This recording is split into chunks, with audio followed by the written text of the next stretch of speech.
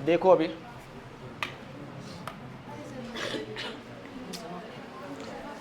Light देखो जितना ज़्यादा रहेगा उतना आँख खराब नहीं होगा, ठीक है, क्योंकि कम आँख भी जानते हो बच्चों, आँख कम आँख कम रोशनी भी आँख को खराब करती है, मालूम है ना। कोई बात नहीं है, दिख रहा है ना, दिख रहा है ना। अरे वहाँ पड़ता है उसकी वजह से,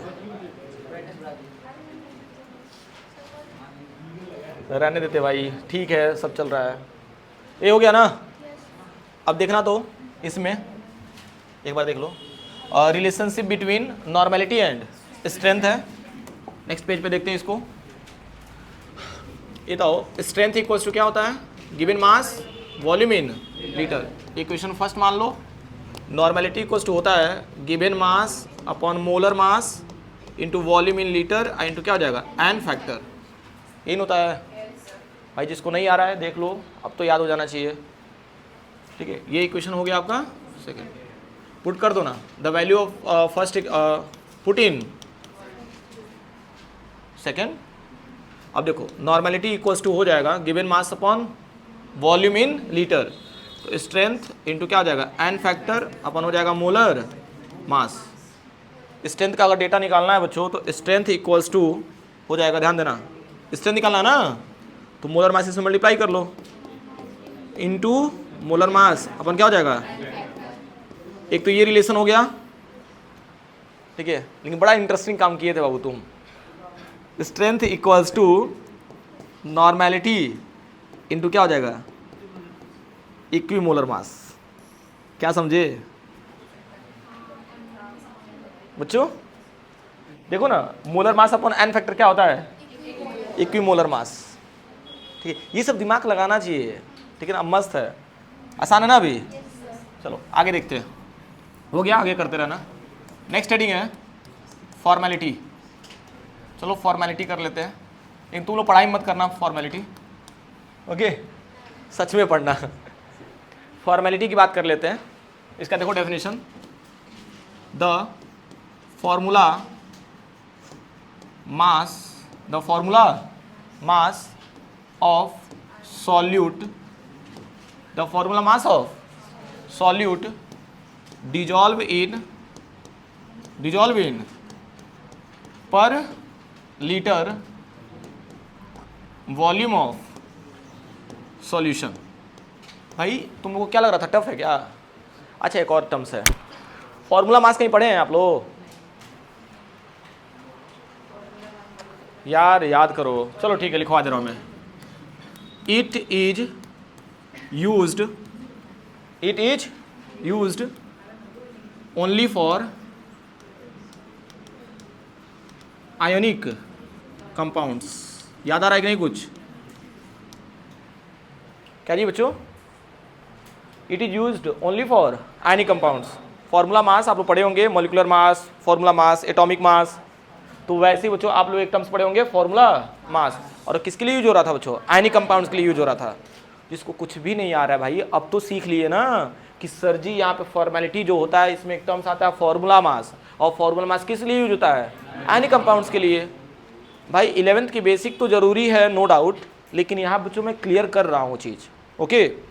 तो फॉर्मेलिटी के लिए अगर फॉर्मूला देखा जाए तो क्या हो जाएगा, फॉर्मेलिटी यानी कैपिटल एफ इक्वल्स टू क्या हो जाएगा बच्चों, यहाँ आप लिख लेना फॉर्मूला मास ऑफ सॉल्यूट, और नीचे क्या हो जाएगा वॉल्यूम ऑफ सॉल्यूशन हो जाएगा, वॉल्यूम ऑफ इन लीटर। आसान है ना, यहाँ तक तो कोई प्रॉब्लम नहीं होगी। अच्छा एक चीज़ नोटिस करना, formula mass sorry formality and strength में कुछ डिफरेंस दिख रहा है क्या आपको? बताओ क्या डिफरेंस है बच्चों? मेरी बात सुनो, फॉर्मूला मास अगर पढ़े होंगे आप लोग, फॉर्मूला मास पढ़े होंगे ना, तो NaCl का नाम सुने हो, आयनिक कंपाउंड से NaCl का मोलर मास निकालेंगे ना, कितना मिलेगा? सोडियम का कितना होता है 23, और क्लोरीन का होता है 35.5, कितना मिल रहा है? 58 पॉइंट तो 58.5 क्या है? मोलर मास ही ना है, दिमाग लगाओ ना यार। 58.5 क्या है? Molar mass.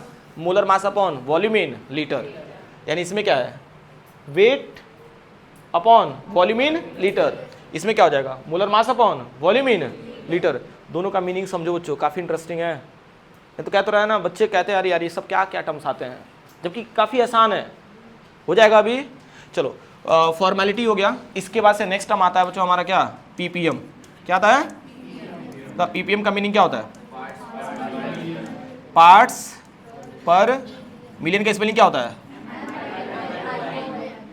मिलियन। अच्छा हाँ, वो मिलियन आया ना उसका, योयो योयो ना, ठीक है, हाँ ठीक है, बढ़िया है। तो पीपीएम की बात कर लेते हैं हम लोग, पार्ट्स पर मिलियन। देखो ppm terms is only used for ध्यान देना, यूज्ड फॉर मास परसेंटेज। किसके लिए यूज होता है? मास परसेंटेज, ध्यान देना, वॉल्यूम परसेंटेज एंड वेट या मास बाई, मास या वेट में कोई डिफरेंस है क्या? नहीं, मास बाई वॉल्यूम परसेंटेज। हो जाएगा कि नहीं? क्या समझे बच्चों? मैंने ये बताया ppm terms is only use for mass percentage, volume percentage and mass by volume percentage. यहाँ तो क्लैरिटी मिल रही है ना? चलो पीपीएम को जो अच्छे से हम लोग डिफाइन कर लेते हैं, जो तीनों टर्म्स हमने लिखवाया है। देखो आसान है। क्या हुआ? कोई आया है, तब तक नोट कर लो इसको फिर।